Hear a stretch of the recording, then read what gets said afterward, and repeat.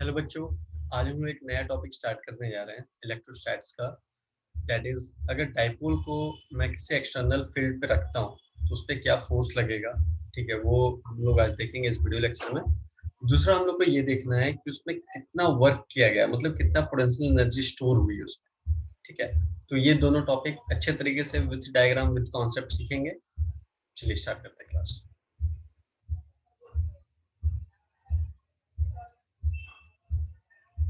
ये white board दिख रहा हो आप लोगों को?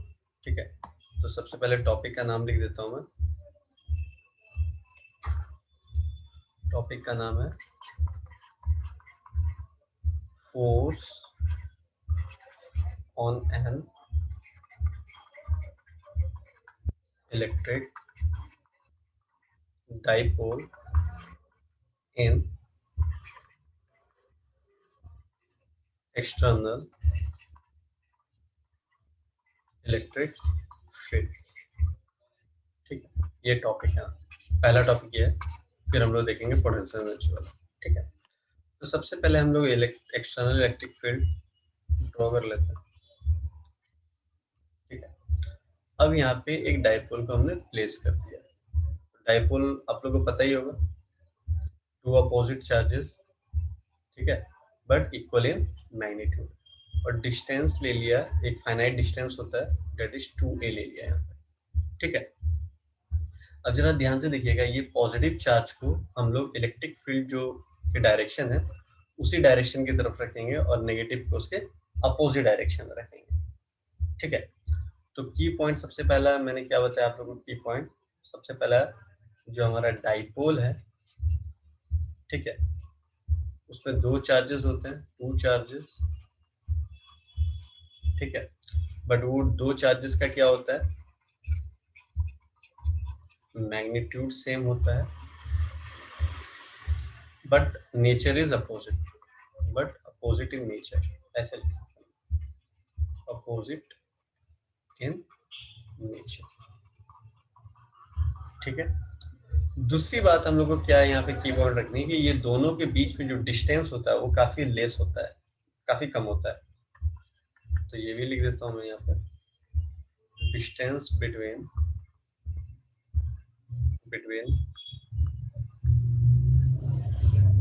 The charges is very less. ठीक है, अब जरा ध्यान से देखिएगा, अब ये डाइपोल मैंने प्लेस करा एक्सटर्नल इलेक्ट्रिक फील्ड पे। ठीक है, तो उस पर कोई फोर्स लगेगा, तो फोर्स का फॉर्मूला आप लोगों को पता ही है, Q इंटू E। ठीक है, अब जरा ध्यान से देखिएगा, मैंने क्या बोला था, ये पॉजिटिव चार्ज है। ठीक है, तो ये जो पॉजिटिव चार्ज है वो अप्लाई किधर कर रहा है? इलेक्ट्रिक फील्ड के डायरेक्शन में। और Q जो है माइनस Q, वो किधर होगा? Opposite to the direction of electric field. ठीक है, कोई दिक्कत नहीं। उसके बाद डाइपोल मोमेंट का फॉर्मूला आप लोग को बताया गया था, क्या होता है? P equals to Q into 2a। तो ये 2a क्या है? 2a क्या है?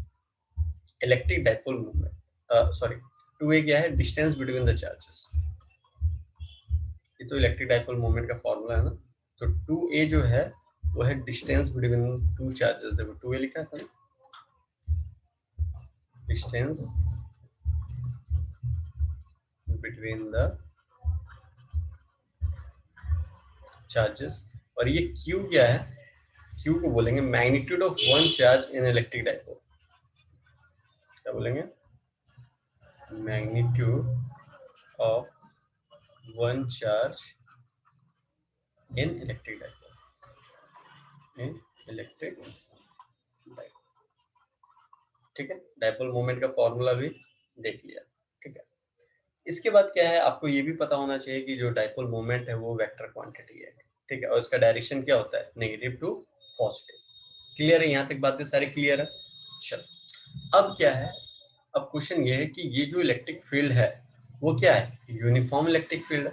तो यूनिफॉर्म इलेक्ट्रिक फील्ड का मतलब क्या हो गया कि इसका मैग्नीट्यूड और डायरेक्शन हर एक जगह सेम होगा, यहाँ यहाँ यहाँ कहीं पे भी ले लो उसका यूनिफॉर्म। यहाँ पे लिख देता हूँ की पॉइंट करके। चलो नेक्स्ट स्लाइड पे लिख देता हूँ। क्या बोला मैंने? यूनिफॉर्म इलेक्ट्रिक फील्ड का मतलब क्या हो गया? यूनिफॉर्म इलेक्ट्रिक फील्ड का मतलब हो गया magnitude and direction is same everywhere, is same every, कोई दिक्कत नहीं। अब जरा ध्यान से देखिएगा, जैसे मान लो ये इलेक्ट्रिक फील्ड था, ठीक है, हमने डाइपोल को यहाँ प्लेस करा था, ये प्लस क्यू, ध्यान दीजिएगा प्लस क्यू हमेशा इलेक्ट्रिक फील्ड के डायरेक्शन की तरफ होता है और माइनस क्यू उसके अपोजिट डायरेक्शन में होता है, ठीक है।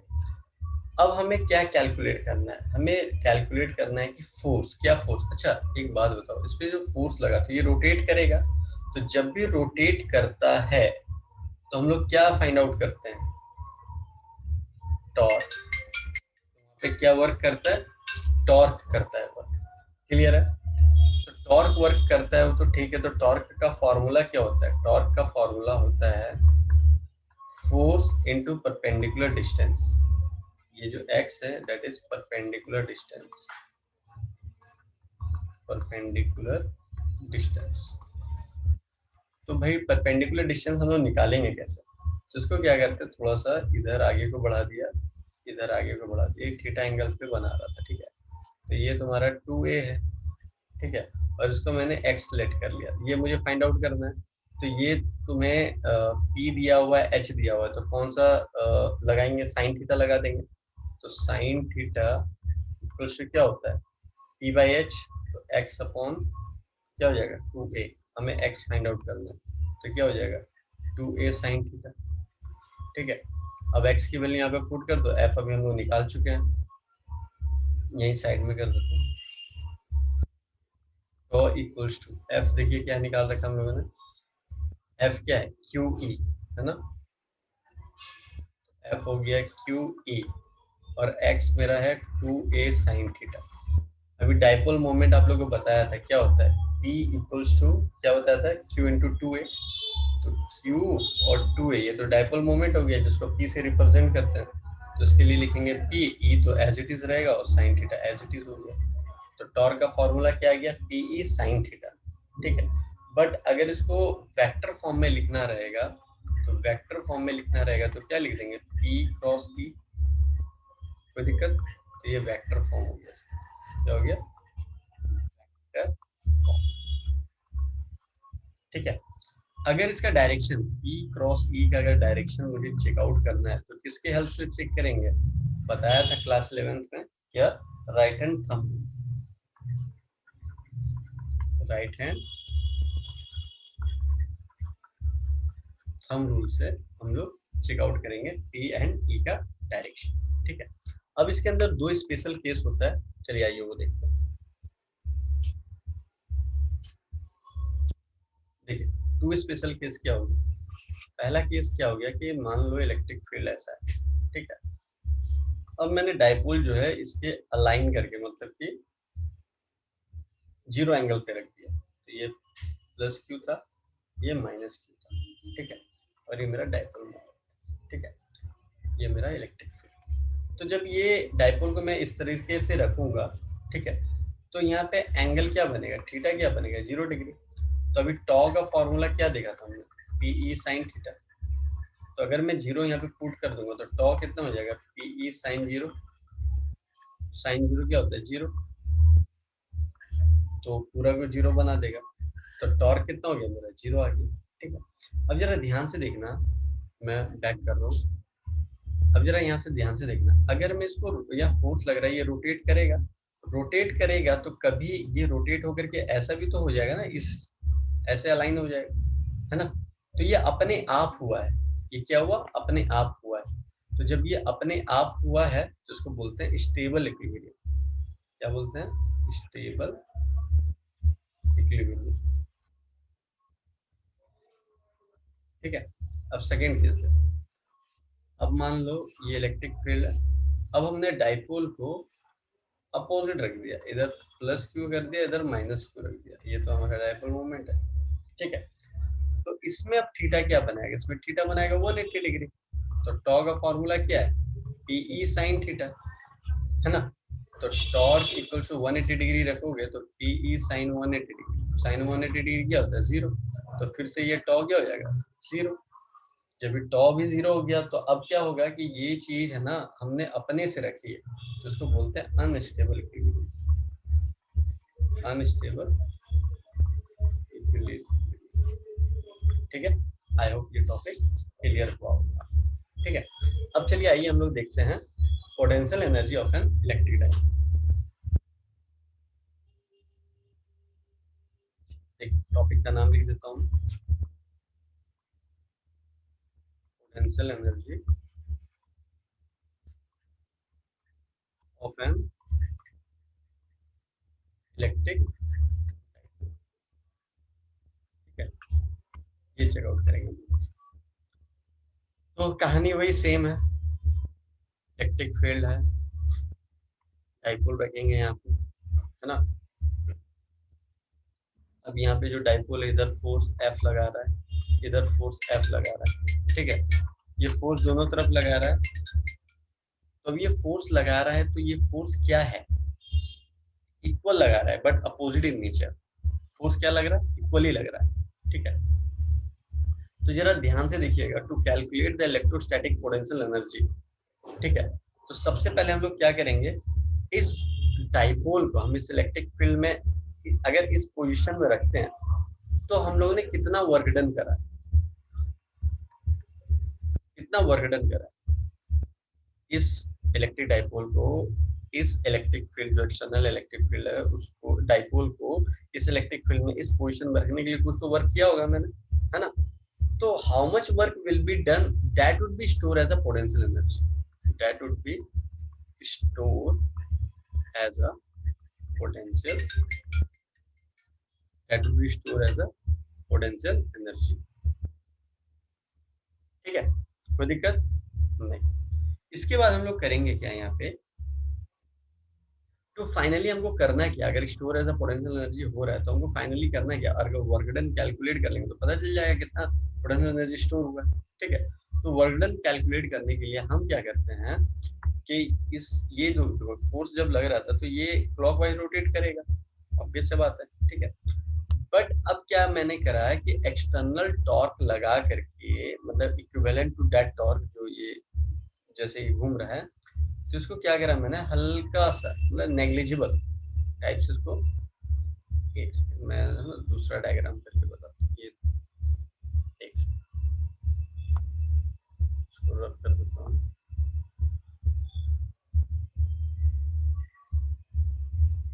जैसे ये डाइपोल है, ठीक है। हल्का सा मैंने क्या करा, इसको हल्का सा नेग्लिजिबल टाइप से इसको इधर को, मतलब इधर को अपोजिट डायरेक्शन में इसको पुश करा है, ठीक है। तो मतलब मैं क्या बोल रहा हूँ कि एक्सटर्नल टॉर्क जो मैंने लगाया है वो इक्विवेलेंट होगा टॉर्क, ये वाले टॉर्क को जो इसको क्लॉकवाइज घुमा रहा था, अब हम मैंने क्या करा, इसको एंटी क्लॉकवाइज घुमाया, इधर खुद से टॉर्क लगा कर एंटी क्लॉकवाइज घुमाया, ठीक है। तो इसको पहले ये थीटा था, ठीक है।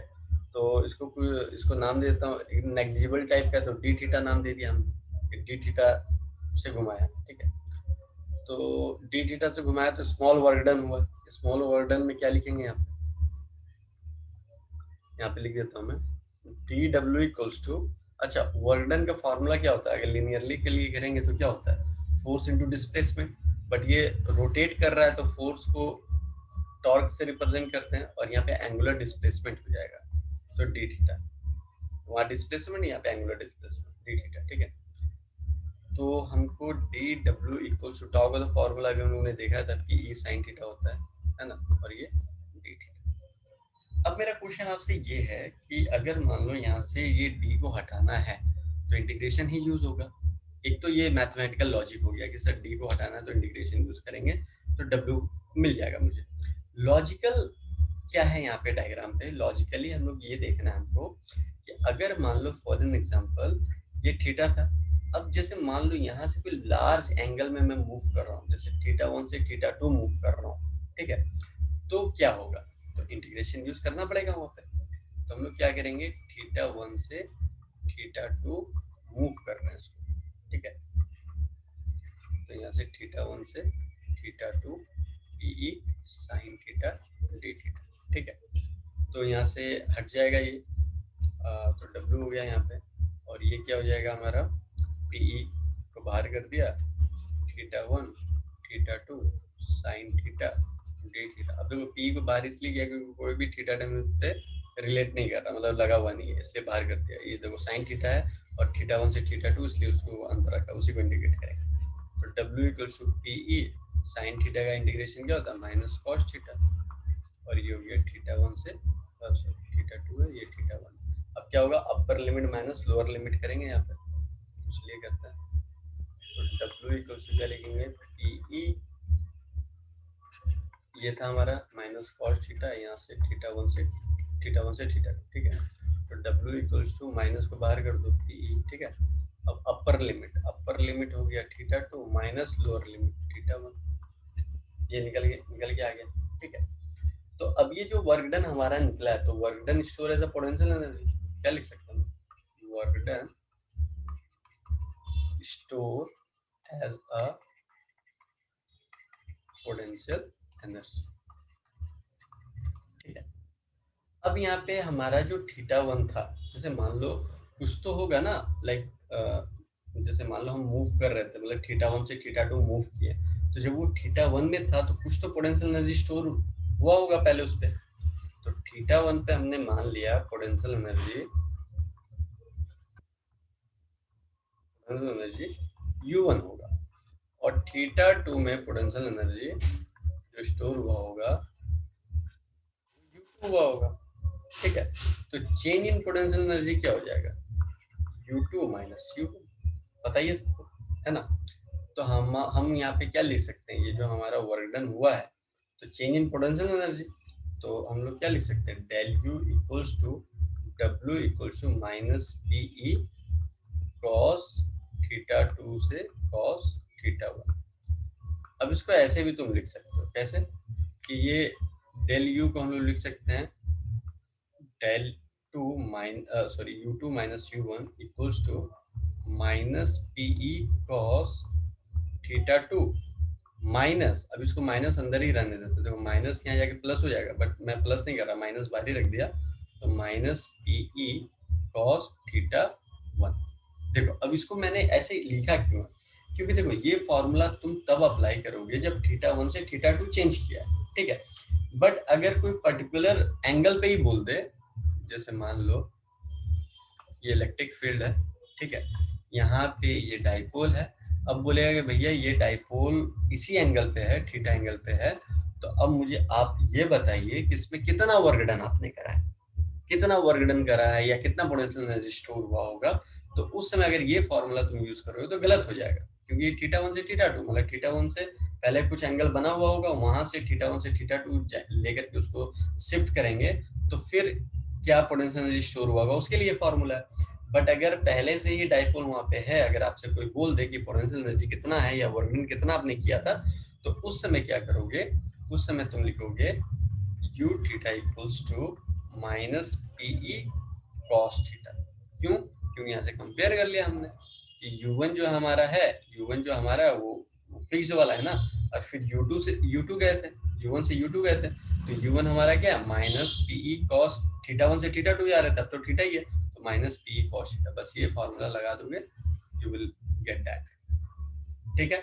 जब मूव नहीं कर रहा है, डाइपोल रखा हुआ है, अब उसी पे बोल दिए कितना वर्क डन या कितना आपने वर्क डन करा है इसको उस इलेक्ट्रिक फील्ड में रखने के लिए, कितना पोटेंशियल स्टोर हुआ होगा, तब ये वाला आप यूज करना। बाकी जब ये थीटा चेंज करेगा तो नीचे वाला यूज कर लेना, ये वाला, ठीक है।